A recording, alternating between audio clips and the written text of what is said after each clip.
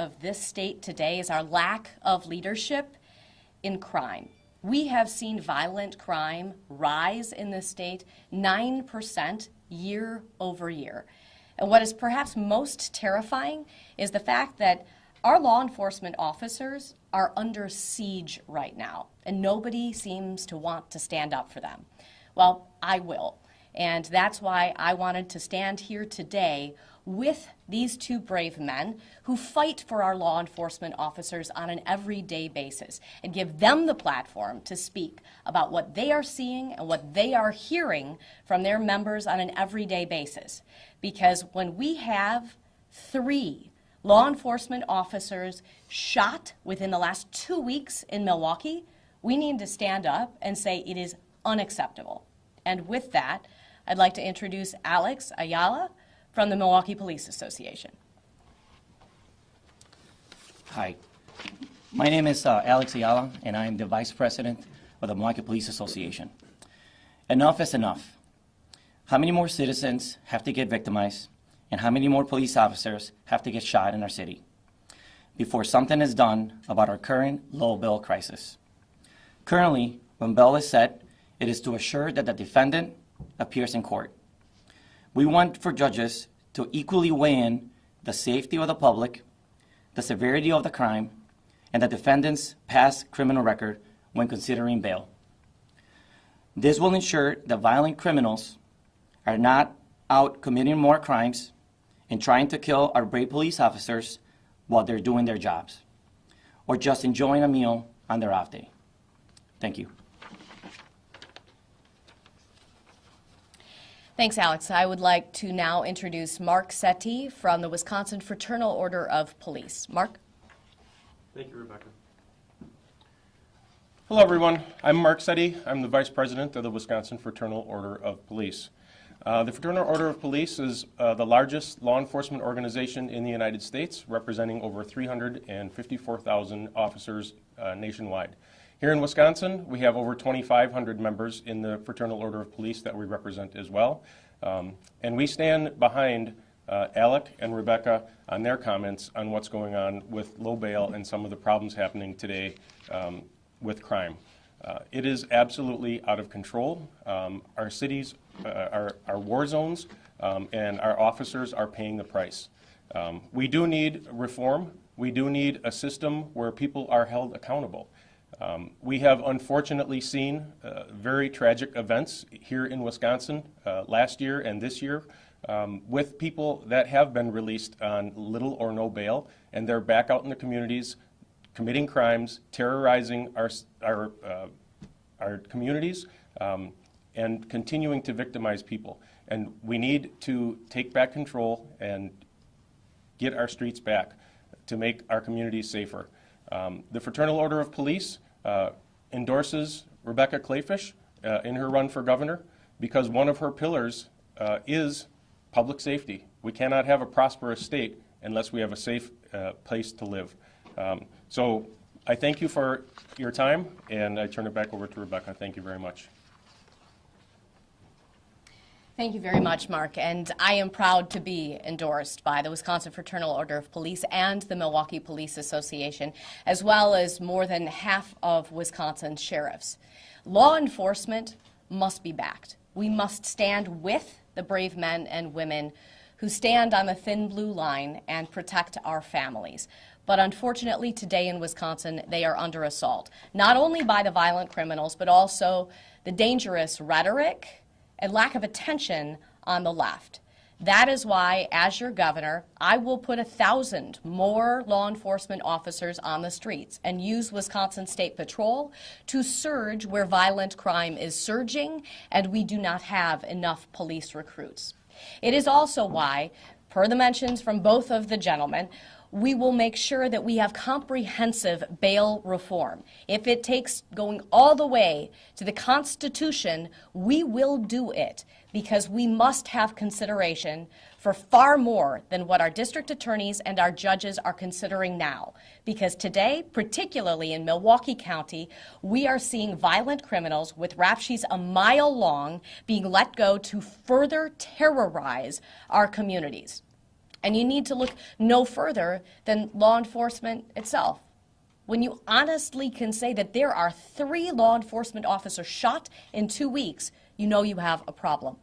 That is also why we need to appoint law and order, constitution-based judges in the state of Wisconsin.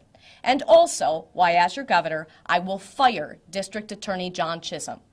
The Milwaukee Police Department works incredibly hard to investigate crimes and then refer charges to the Milwaukee County District Attorney's Office.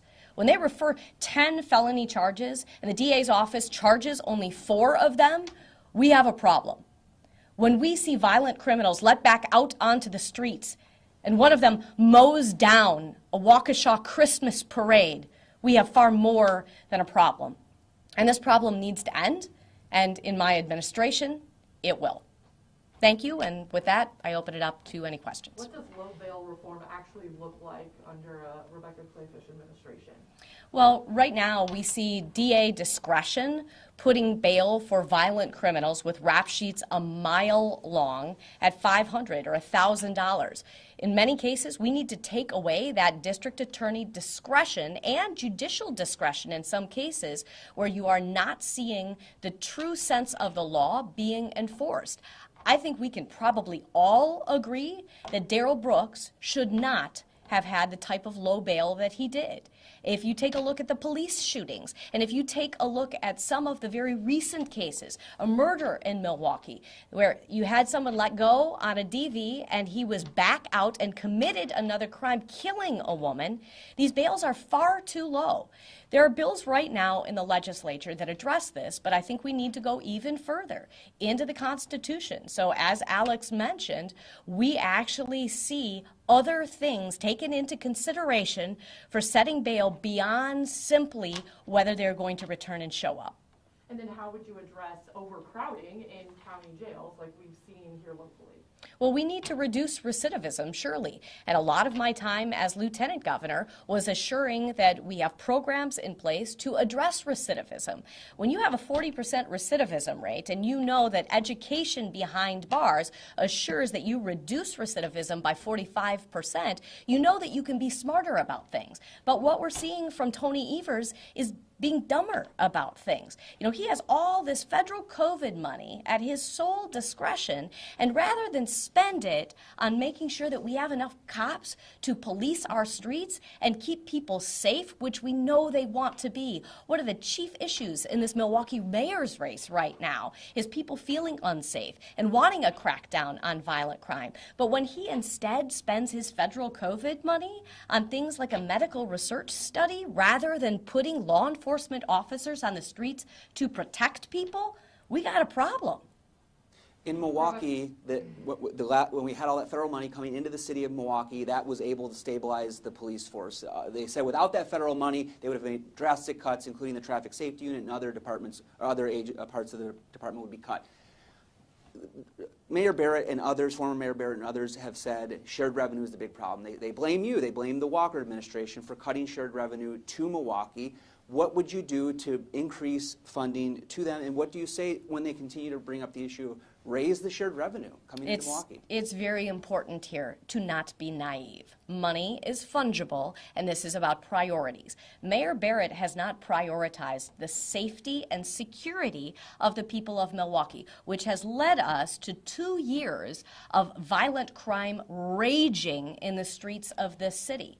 Shared revenue is what it is, certainly, but we also allow a mayor and a common council discretion in their own budget. The state does not determine it. When they get shared revenue, they can make choices. And if I were them, I would choose the safety and security of the families in their constituencies over their pet projects. Are there any pet projects that you can point out that you say this would be a good place to cut right here? That is up to the mayor and the Common Council of Milwaukee. If I were the mayor and the Common Council of Milwaukee, I would talk to their constituents, or maybe even read the newspaper, which mentions the new poll on the Milwaukee mayor's race, which puts the top priority at safety and security. The lawlessness in our largest city, which has potential to be the gem of the Midwest, not just Wisconsin, is such a sad shame and a disgrace. The people of Milwaukee are crying out for leadership and protection from their city leaders, and instead they get lawlessness and crime because of a lack of priorities from these leftist leaders. Rebecca, the Democratic chair of the Wisconsin Elections Commission is criticizing some comments that you made when you were talking about eliminating WEC, saying you just want one throat to choke to hold someone accountable for any future election issues. She's criticizing those comments, saying it's not the right tone right now because of the attacks on election officials. Do you stand by that comment? Okay, that's manufactured outrage for her snowflake followers on Twitter. Do you have any response, though, that you want to eliminate WEC? I want to eliminate the WEC because I believe that the WEC has been completely lawless. And what I said is very commonly used in policymaking circles and talks about accountability. And she knows that. What she's saying is speaking directly to people who are going to have faux outrage on Twitter and other social media outlets. But both GOP leaders right now don't support eliminating WEC. Okay, well, that's... Would you consider, if you were elected, replacing Assembly Speaker Rob Voss or advocating at least to select new leaders? Well, as you know, the governor does not select the speaker. The members of his caucus select the speaker. I differ with the speaker on his tone and his rhetoric on WEC, as well as the majority leader in the state Senate. I've said I want to bust up the WEC because I believe it has been lawless and ineffective. I said, and this is what brought up this entire line of questioning, I said that we need to replace the WEC with much more accountability, which is either a legislative committee or the Secretary of State's office. But right now, we have unelected appointees on that board, and we have a director of that I think has completely abandoned law. And what we have seen is people willing to just walk away from our elections process altogether because they don't buy it anymore. They don't believe it. And that's why we need to have reform now. We need to break up WEC. Guys, we got time for one more question. When it comes to preventing low bail and as well as cases resolved in a timely fashion, how do you, or when the state legislature prevent low bail situations and resolve cases in a timely fashion, when the state legislature continues to deny money for district attorneys' offices, not just here in Milwaukee, but across the state? Your response to that? My response to that is our counties need to be using their COVID relief money in order to address these COVID problems. You've seen it done in Waukesha County, and it has been absolutely ignored in Milwaukee County. What Waukesha County has done is take their COVID relief dollars, and they have bought into our our state reserve judge program. They've hired more assistant district attorneys, and they've hired more court reporters. They are running jury trials in a much more seamless fashion, and in the meantime, Milwaukee County has not done any of those things and has a 2-year backlog. It's unacceptable, and I believe is one of the reasons you have people going on low bail. There was a report just the other day that we are running out of GPS tracking devices. They are letting so many people go.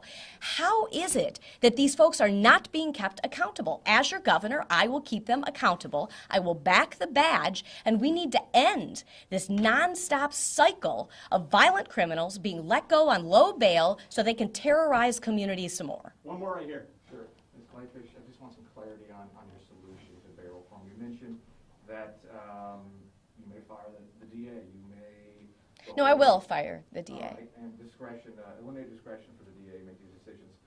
But what actually is your plan? Are we talking mandatory minimum bail? Are we talking eliminating cash bail? What would that look like? I'm not releasing all of the details today as we continue on the path because we've got a November election, but I will tell you that I back the bills that are in the legislature today, and I also back a constitutional amendment. We need mandatory minimum bails, and I think that the discussion of eliminating cash bail is one that we need to have as a Wisconsin family over the next 10 months. Thanks, guys. Appreciate it. Thank you. Thank you.